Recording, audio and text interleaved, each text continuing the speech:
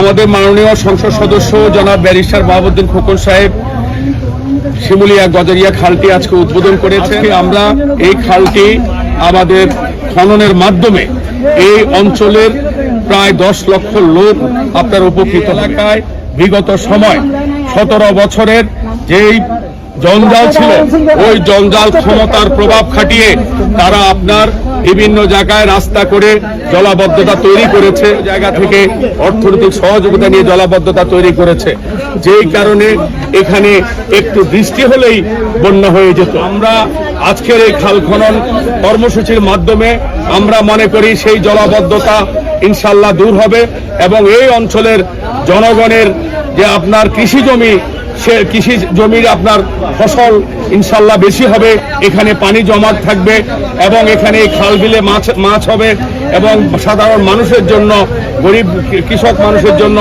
খাওয়ার মতো মাছ এখানে তৈরি হবে এবং এলাকার জনগণ এ নিয়ে বিশাল উপকৃত হবে। আমরা বর্তমান সরকারকে আন্তরিকভাবে ধন্যবাদ জানাই।